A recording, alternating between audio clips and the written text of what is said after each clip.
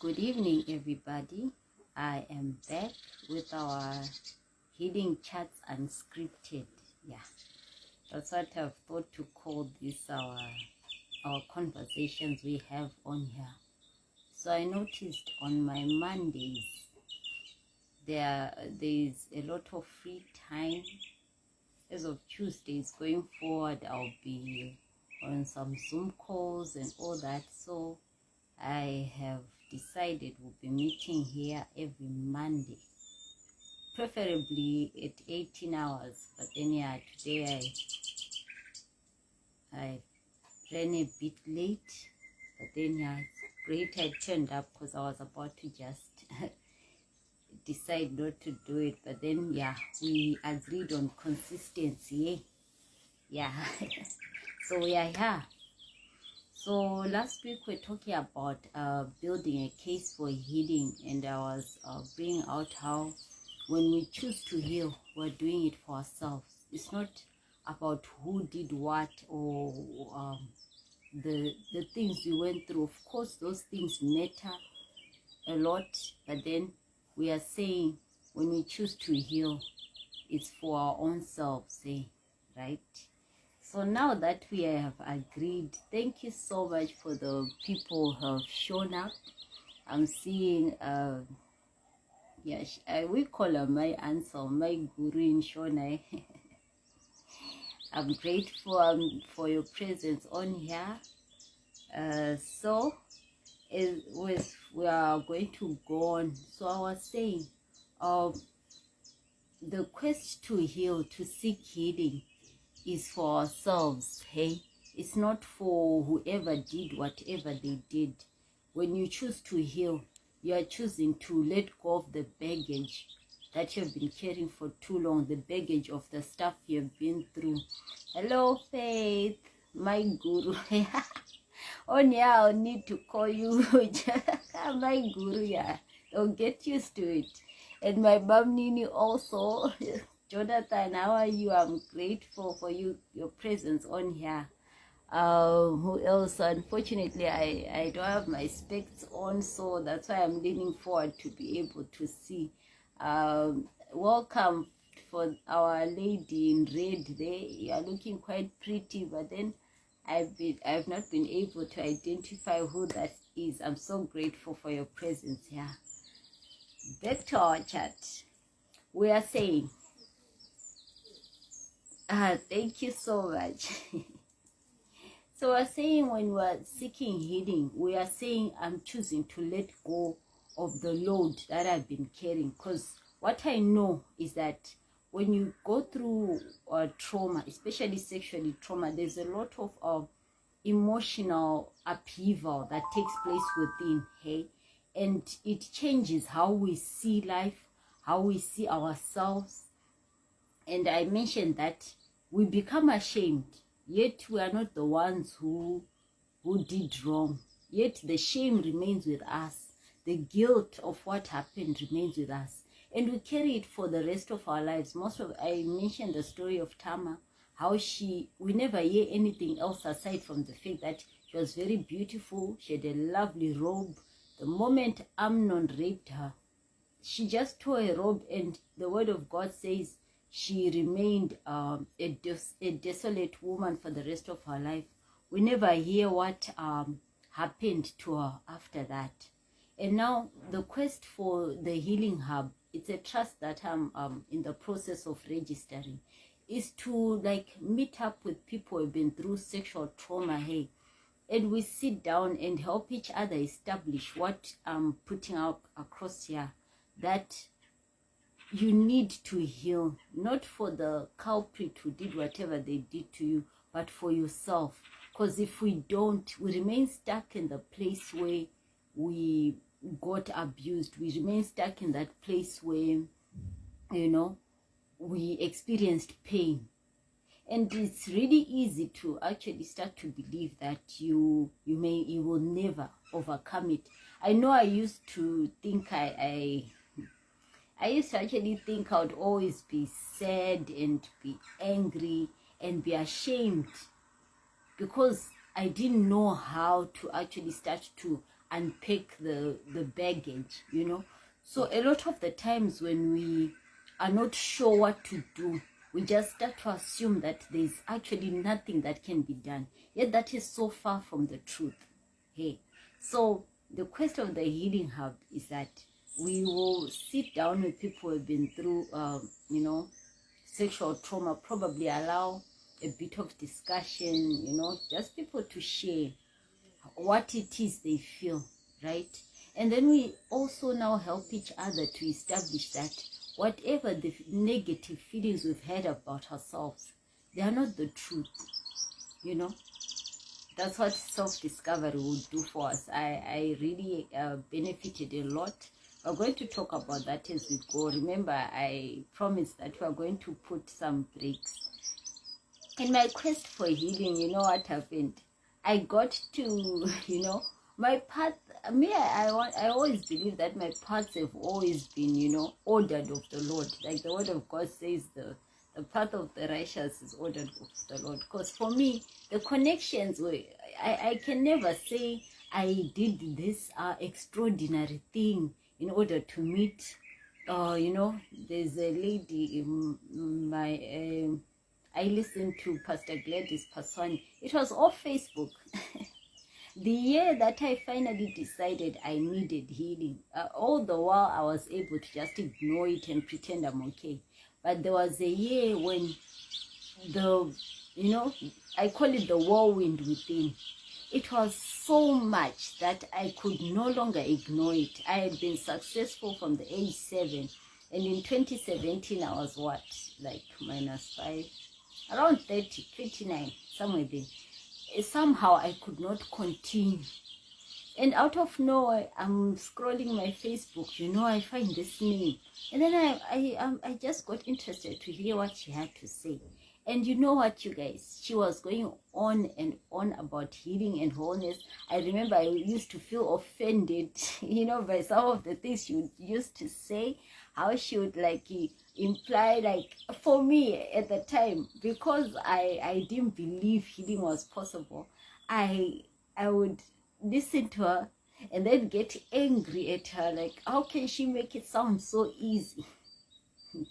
And yet, after vowing I wasn't coming back to that page, somehow I ended up actually looking out for the, you know, live videos that she used to make. That's where I started truly like making you know, solid effort to heal. And then as the years have gone by, like my mentor, when I come to self-discovery, it was at a conference I came to Lusaka. You know, when I'm a person who loves to learn. I watch, you know, these live Facebook chats from people that, you know, how Facebook recommends people. So because I was watching Pastor Gladys Paswani, I got the recommendation of a page called Love, Faith and Passion. That's their aim is to teach people to do love and relationship God's ways. It's a page by Pastor Paswani's son and his wife. And so when I started following them, it must have been 2021 February. And I was so, you know, excited for what they were teaching. That was the first conference I was actually excited to travel for. I've never wanted to travel, you know, out of Zimbabwe too. But for this one, I was like, I'm going to Lusaka.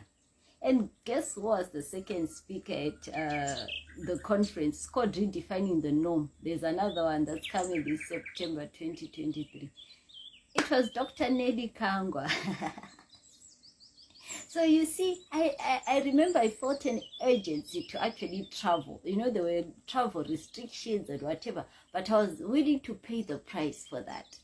And I didn't even know why, because I've never been excited to travel, all because I've been following people on Facebook. But for this particular one, I felt an urgency to do it.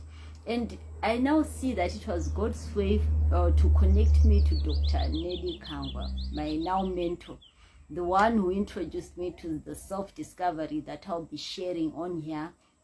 Those things have been unfolding. Why? Because I believe it's because my heart has been, you know, focused my mind on healing. I've told myself, praise, we are going to do this. For years, I thought I couldn't. I was more like a coward. I was afraid to actually look inside, like I was saying, because there's so much within. A lot of the times you feel ashamed to look because there's a lot that's saying you are not good enough. There's a lot that's saying it was your fault, you know, especially like for people who have been abused as adults. A lot of, have you noticed how, oh my word, may our society get, you know, redemption of sorts? Because have you noticed how people, when someone is raped, they'll be like, what was she wearing? Imagine that. They rush to want to accuse the victim. Huh? She must have, you know, lured him with how she was dressed, or maybe she was overly flirty with him. Oh my goodness. So now it will bring someone to a place where they may not want to even come out and say this, because people tend to accuse the victim, you know, and because already they are, you know, people implying implications that somehow you caused this on yourself. People tend to just be quiet, and I know, and for the younger ones, it's unfortunate that sometimes the adults may choose to, you know, save face. Huh? We cannot embarrass the family. Let's just you know, in Shona we say kuripa. It's to pay a price to just I'm looking for an English word. Someone help me. What's the English word for kuripa?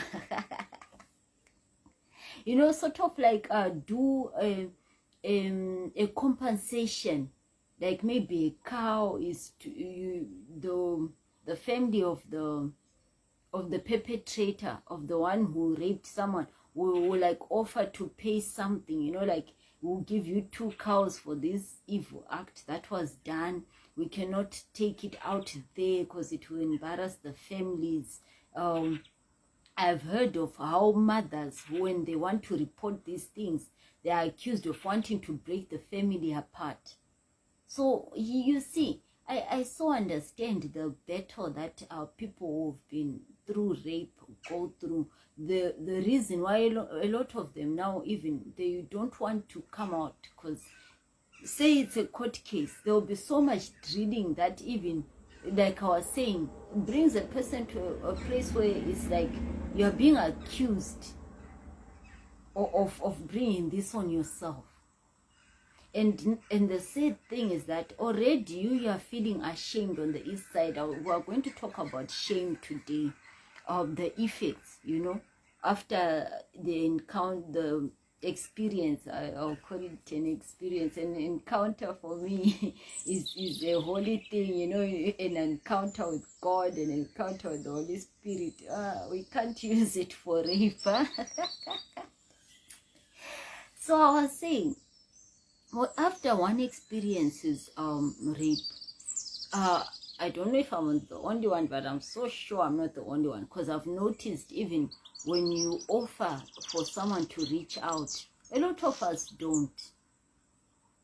You know, there's this praise. She's talking about healing for people who have been through sexual trauma, and they are given their contact. But so far, to be entirely honest, I haven't had anyone reach out. I remember it was last year, there were people who would reach out on behalf of someone they know has been through this thing. So it's my prayer that as we go on, we'll be able to, you know, make this a safe space for people who have been through sexual abuse. That's the aim. I would love for this space to be, when the trust, you know, on the ground is there. That's the dream. We're going to have a place where we just meet, and we will know that when we talk about these things, we're talking with people who are hearing our hearts. regards what we've been through, who actually understand and are not being, you know, they're not accusing us. Do you know, sometimes in silence you may feel even accused, yet it's yourself. So what I was saying about shame is that, what I know is that when someone has been through rape, there's this shame that we carry within, hey? And it's, we sort of like accuse ourselves, you know? We call it internalizing of shame, right? So when we're internalizing shame, we're saying, you are now your worst critic, you know. You accuse yourself, you tell yourself, I'm now less of a human being because of what I've been through. You tell yourself you are guilty for what you went through. You are telling yourself, it's called negative self-talk. You know, for shame, it's said it's a negative emotion, but it's good for us to stay the course in a manner, like as a species, as humanity. It says that shame keeps us in check. Yes, it pushes us to a space where we were able to follow the rules, you know, in a society. We are able to follow a certain culture, like in our Shona culture, you know, when you're young, you greet your adults in the morning. Mamuka say, yeah, it's good morning, hey. We know that when an elderly person is standing, you offer your seat, you know, you know, culture, those things. So shame is said to be healthy because it reminds you that this is how you are supposed to behave. But then with abuse, it becomes unhealthy in that we internalize it. We now sort of like accuse ourselves, you know. Our view of self is now tainted with what we have been through, you know. So when we carry that for a lifetime, that's what brings about things like low self-esteem. That's what brings about this being a people pleaser also. Yes, when you go through abuse, you have this thing of wanting to think you are less of a human being. That's how I'll put it. And so how you behave around people will be you, you know, giving it out as an energy. That's how I'll put it.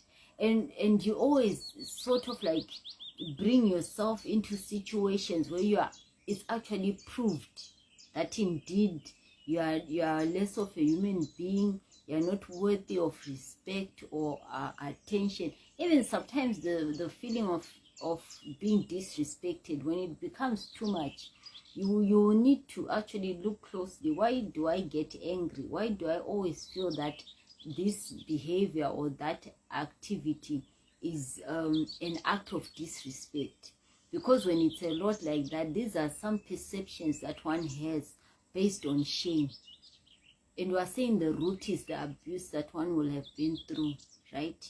So when we're talking healing, the aim really is to address these emotions that we never addressed at the time we were going through what we did, right?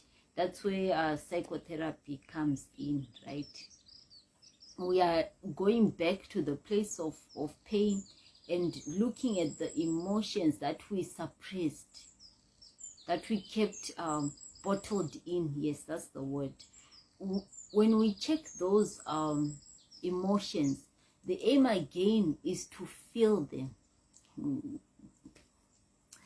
Yeah, that's why I always say healing is not a pretty thing. You know, when I write, when I do write-ups on this page, I always mention how healing is not pretty.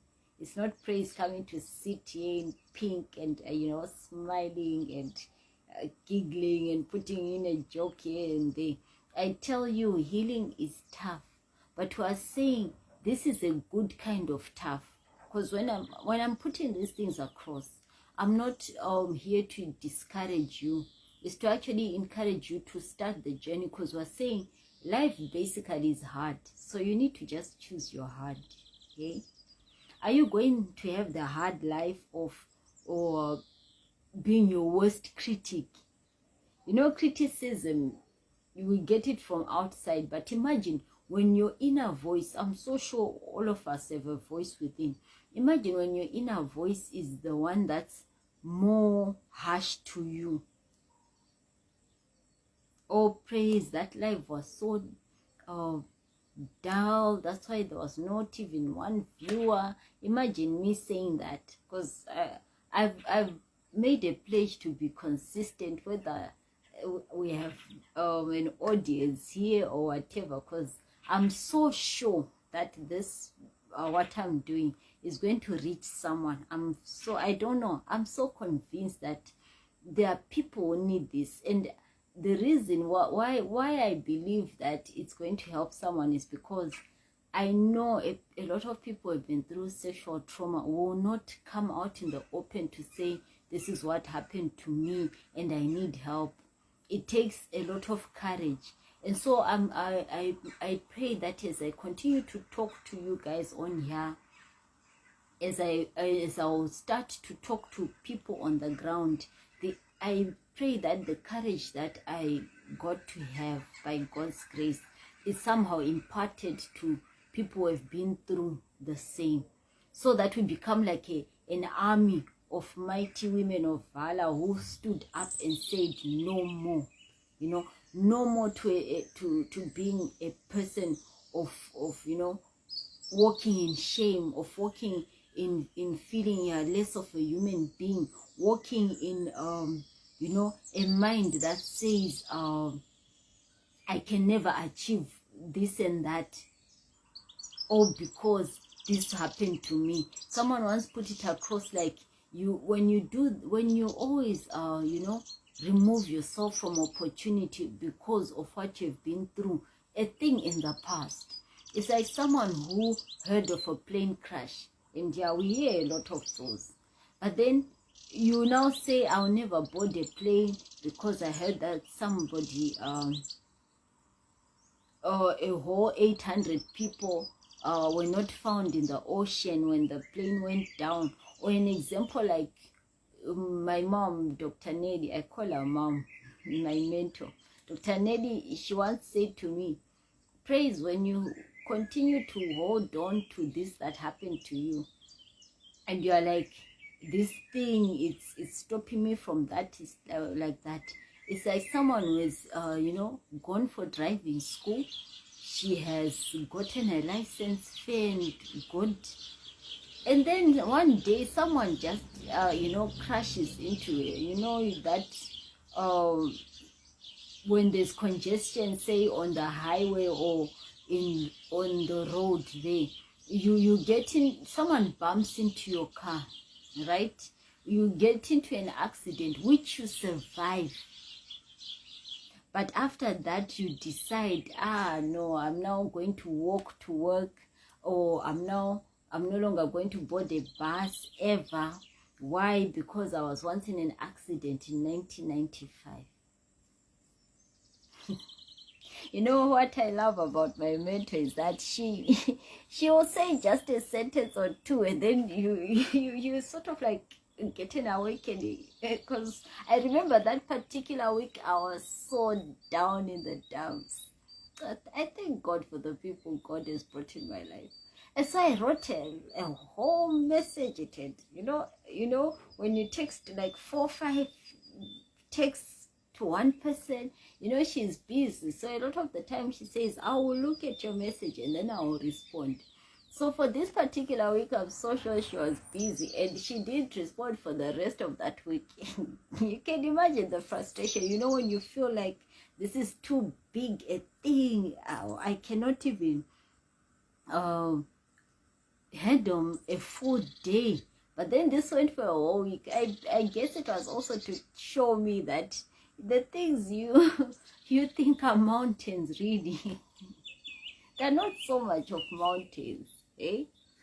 And we are saying, when we are saying these things are not as big, well, we are not taking away the experience, the painful experience you've had. We are saying we need to change the perception of what we went through, right? How we view what happened to us. It's either we're going to take it as something that empowers us or something that continues to hold us back.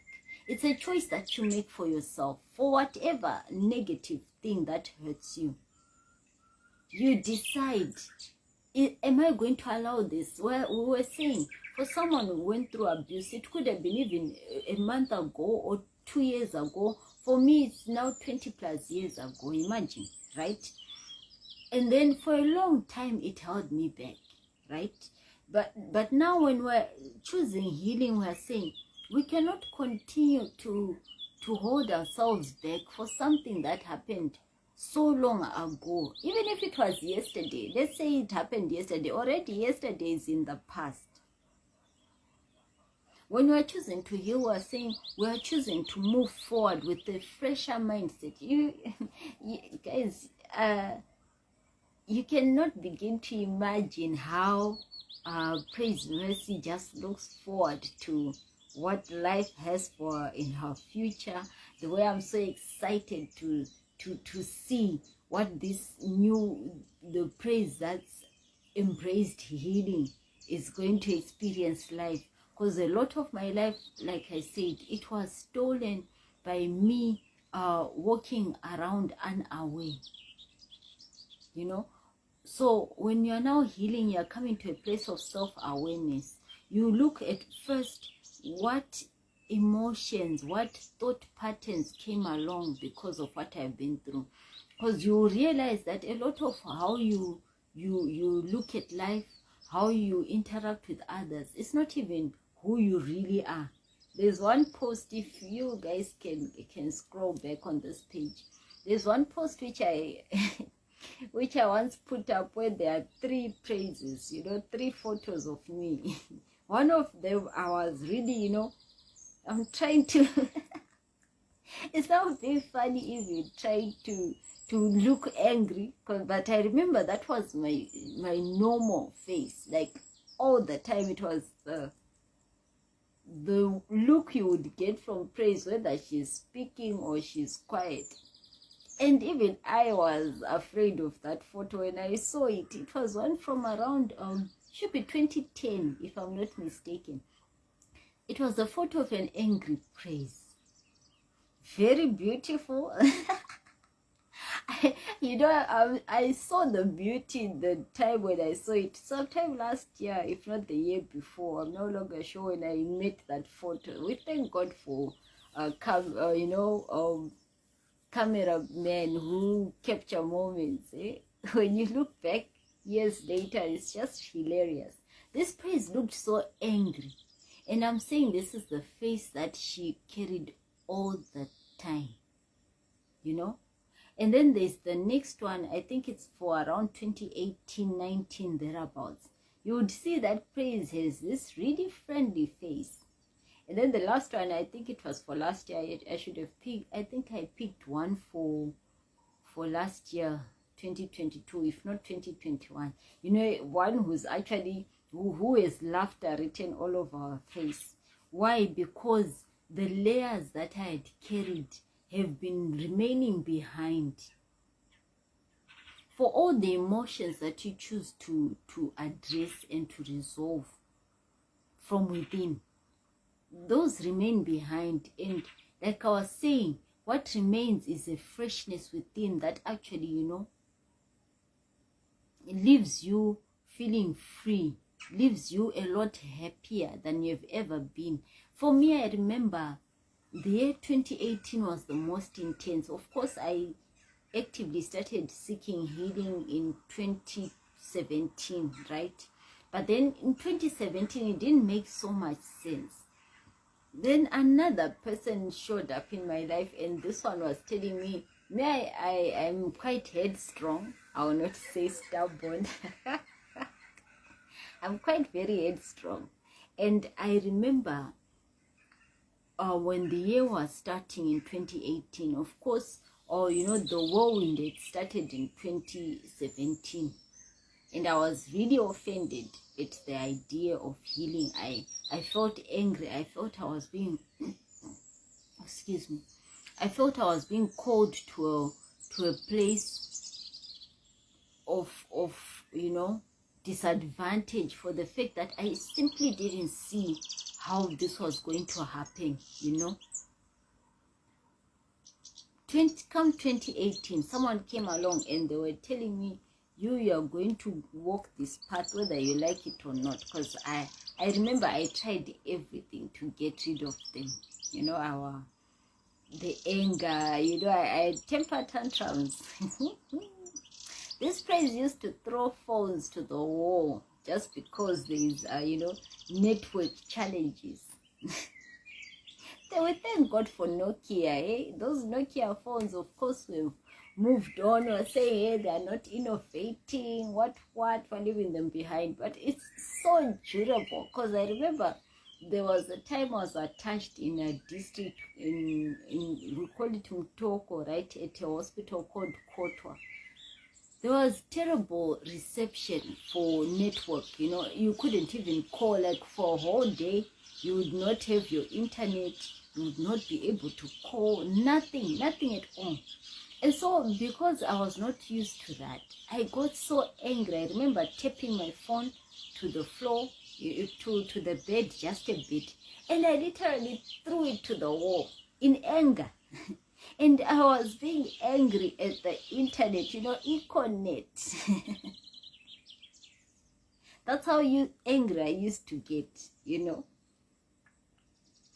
But as I have been walking the journey of healing, right, these days I can get angry, but sometimes people actually mistake it for some kind of joke, because I can tell you I'm angry, like the way I'm talking right now, I can just be like, I'm really upset with you, what you've done. I really am not happy. Just like this. And someone would think I'm being funny. But then I'll actually tell them, I'm actually being serious. I'm really angry at you right now. Like this. But then there was a praise who used to become a whole fiery furnace. That's how I'll put it. Praise would become a whole, oh, Mom, I'm so grateful for your presence here. Thank you so much. I need to acknowledge my mentor, Dr. Nelly. She's on the call.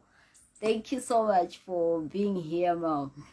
So moving on, I was saying, I had such anger issues, and they were not who I really was. It wasn't the real praise was coming out.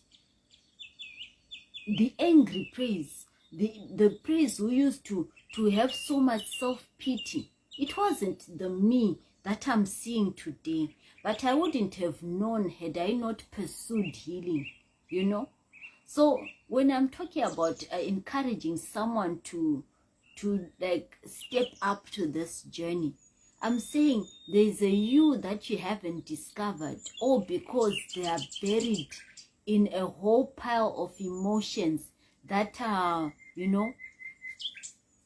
that came because of what you went through.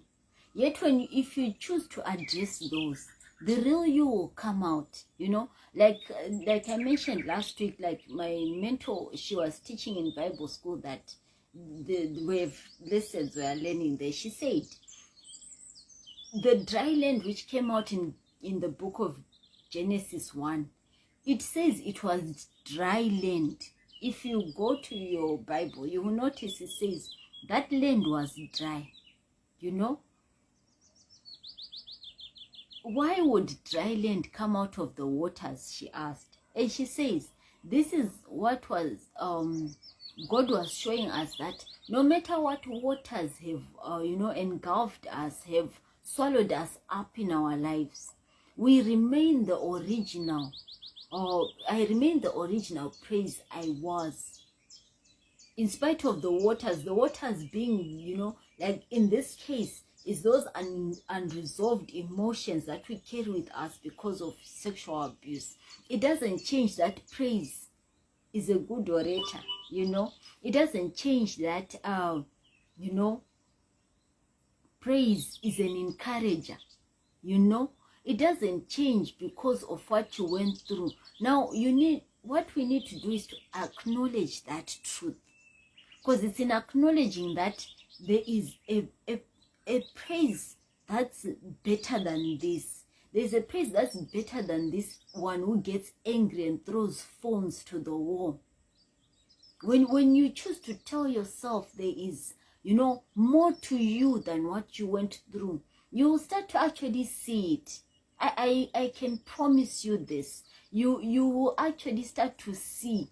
If you start to believe what I'm telling you right now, when you start to believe there is more to praise than the shame that she has been carrying, and then dare to heal. Yes, I love the hashtag. I always put it on my post, like dare to heal. When you dare to heal, you'll find that there is so much more to you than what you went through. You'll find that there are actually gifts within you that you have been, you know, afraid to bring out, you know, or because you thought you were not worthy. But these are just thoughts, you know. These are just thoughts that you are having, but they are not the truth. So when I'm encouraging us to pursue healing, we're saying, let the negative emotions that you have carried be resolved. Be brave enough to address them. Look them in the face and agree. Yes, I was hurt.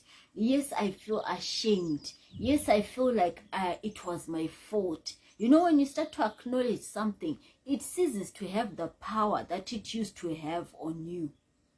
It's just like with you know, some behaviors. Oh, welcome, Coach Kasonde. Thank you for your presence on here. So we're saying, when we are carrying all those, you know, shameful emotions, the guilt, the anger, you know, the self-pity, the low self-esteem, we are clogging, yes, I used the word clogged last week. We're saying these negative emotions are clogging the pipe that causes for the free flow of positive emotions, even towards ourselves, towards the people around us. Yes. So when we choose to heal, we are letting go of all that, so that we don't continue to do life from a place of pain, you know. Because I know with you know, abuse, any sort of trauma that we go through, we end up looking at life, how we perceive life becomes from that. Our focus, you know, our focus becomes the pain we went through. We see life through the lenses of our wound, and we are saying that is not a good place to stay. Hey, we cannot always, you know, think just because mom blue ticked me is because I'm unworthy, is because maybe there are better people she's talking to. That's what low self-esteem does, you know. You start to even think people around you don't care. Yet people are trying to even show you they love you, but because you have so much baggage within, you cannot even receive the love. I'm so sure I'm talking to somebody tonight, eh? You cannot experience life beyond how much we are willing to heal. I'm trying to put that in a simpler way. Like we are saying, you can never experience the best of life when your internal system is all, you know, clogged up with the negatives. You can never, of course, people say you can say positive affirmations. Hey, I am this, a whole list in the morning. Tell yourself you're brilliant. I am beautiful. I can achieve. I am this. But so long as those, you know, wounds are not addressed within, it will just be words, because there's no congruency, there's no unity between the emotions that you feel, the thoughts that you're having, and the words that you're speaking. Yeah, that's neuro-linguistic programming for you. As we go, we'll be addressing these things, you know, psychotherapy, dealing with bringing a congruency between our emotions, our thoughts, and our words. That's how we get to actually see the results of what we desire in our lives. for me, I know I'm still addressing the space of the fear of rejection from that's why I actually shy away from primary relationships. I'm now aware of that. That's why I'm talking about it now. I used to actually just be a porcupine. There's that little creature that just spikes all needles all over its body. And I used to wonder, why do people will not relate well with me? Why is it that I get into a relationship today? It's 1 month, 2 months, the next thing. But then it had become an energy because I felt like I'm not worthy of love. I had this energy that just repels, I'm smiling at you, but the energy I am bringing out is saying, go away, leave me alone. Okay? And so they would go away. And then I would go back like, oh, you see what I was always saying? It's because I was abused. That's why I cannot be in a relationship for long. These guys just come to want to use me. What you see, negative self-perception. We end up projecting it on the people, even on the people who are trying to care. So yeah, we are here. We are going to be addressing how we work on this internalized shame. We're going to be talking about as we go, because I'm trying to check how long we've been on here. Yeah, it's almost an hour. I don't want to have us go beyond that. So today I was bringing out the issue about how shame, when it becomes unhealthy, it will be internalized shame. We're saying internalized shame is unhealthy. While it's a good thing to feel shame and to keep us in check, when it becomes something that comes from within, then it ceases to be of any help to us. Yes. And so we were saying it manifests as feeling like you are not worthy, feeling like you are guilty of something, like you have committed something immoral, and you actually feel that the abuse that you went through is your fault. Yet in real truth, it's not. It's shame. Internalized shame looks like you having low self-esteem. It looks like you being overly critical of yourself. Have you ever noticed how sometimes you become your worst critic before anyone else comes along to say bad things about you? You're the first one who tells yourself, I'm so stupid, I can never get anything right, and whatever. So you see, when you're in that state, even if people come to encourage you, they can never get through to you, because you already are preaching the bad to yourself. You're already telling yourself you cannot amount to anything. So even if people come and say, oh, you are doing so well. I remember when I first shared my story on we call it Brand Presentation Tuesday. And people were like amazed. My PLD team, my PLD family, I called them my Project Life Design. That's the company my mentor opened. She runs a company called Project Life Design, where we get life coaching. I'm so sure there's a code that's starting in June, 5 weeks. Learning self-discovery, the one that I'll be telling you about here. Life coaching also, if you want to progress to all that. But I highly recommend self-discovery, you guys, because the way it just opened me, how my eyes got to see a praise that I've never seen before. Oh, because I was listening to this, it was like just amazing. And up to now, I can tell you that I can never get enough of the self-discovery classes, the way I just enjoy them.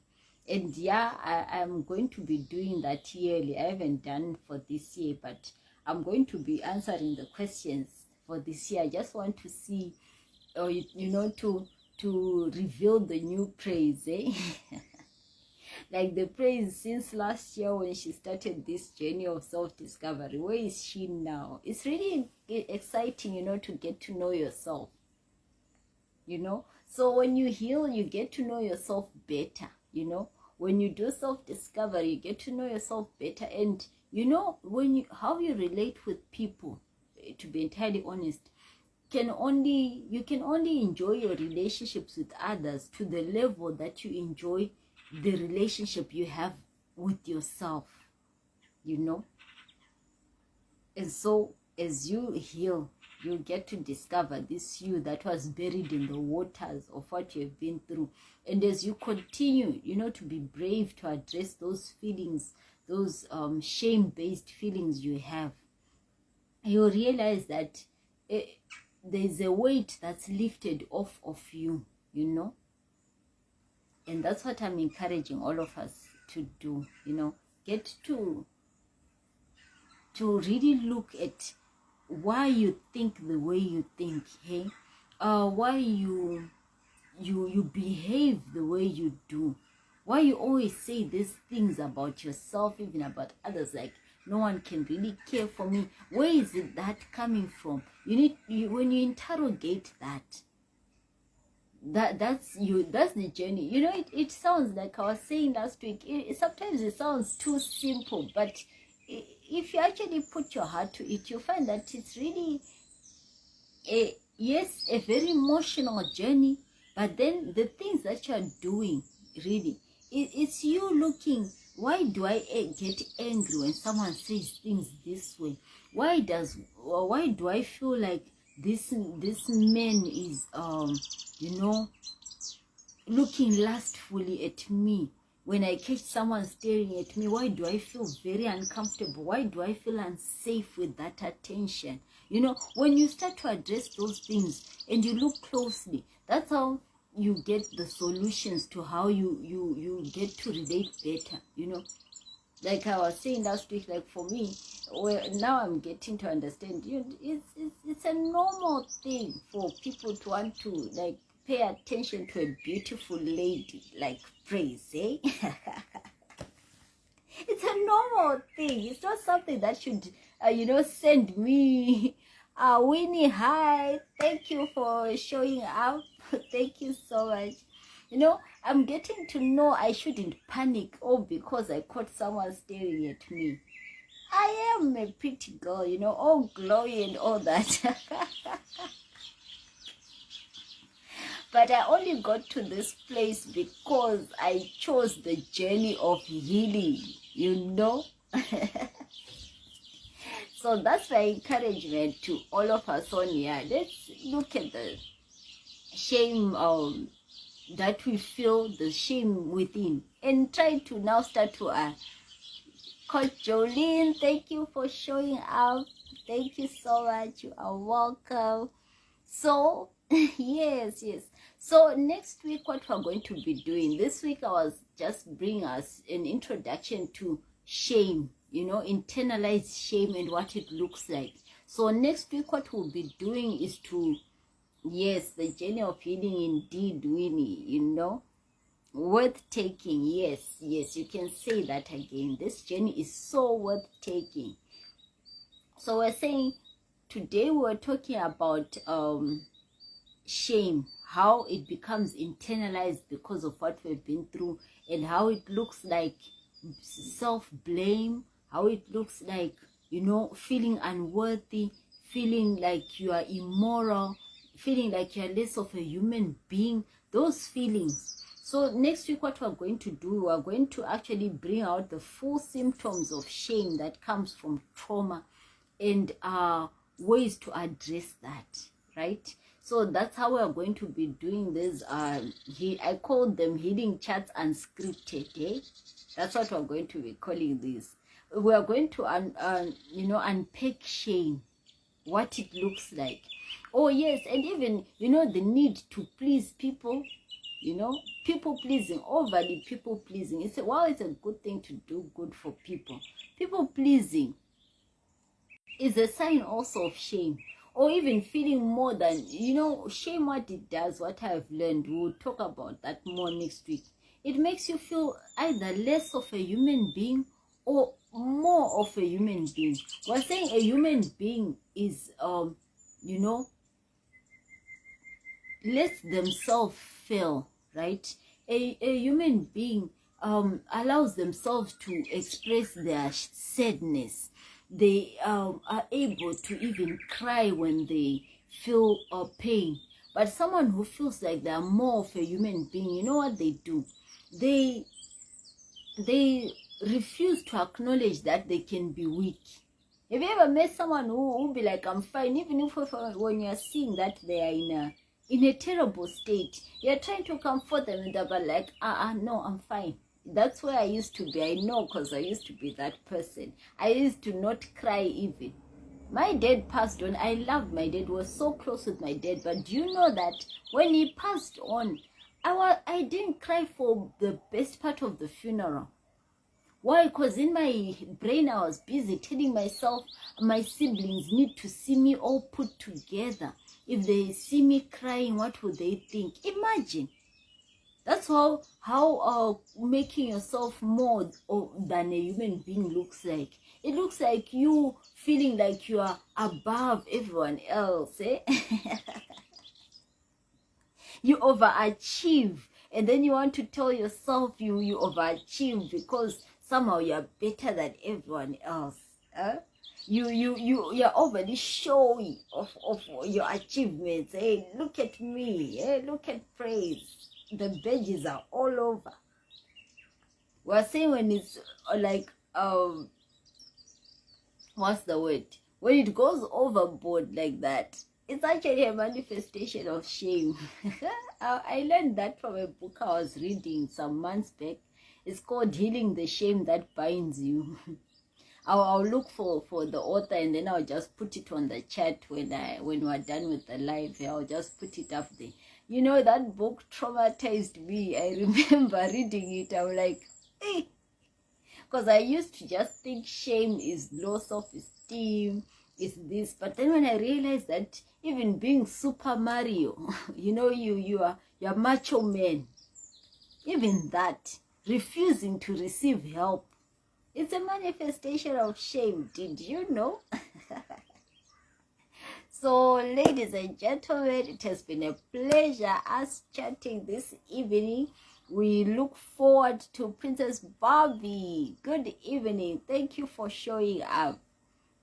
So I'll say tonight it was lovely having us here, unpacking shame. We shall continue with this conversation next week. Oh, I'm so glad you didn't know, Coach Winnie. That means next week we'll be together here, 18 hours next Monday. Yeah, I'm now choosing to be consistent with the Monday 18 hours because I'm seeing it's really a free slot. Eh? We shall unpack shame next week, you know. And as we chat, I hope it helps someone to start addressing that, you know, to begin to have a certain view, right? Because, you know, when you have a better view of something, you are able to address it better, hey? Because I know a lot of people refuse to heal. Like I used to refuse to heal because I wasn't sure what to do. And so now I pray that I'll be able to just put it in order as we go. You know, make it the journey easier for someone else so that we all, you know, pursue healing. So thank you so much for my PLD family that was showing up here. You're welcome, Coach Jolene. I hope to see you here on next Monday. Hey, yeah. Thank you, my Tete Princess Barbie. We shall be here again next week. So you have yourselves a blessed evening. Thank you so much for showing up. Good night.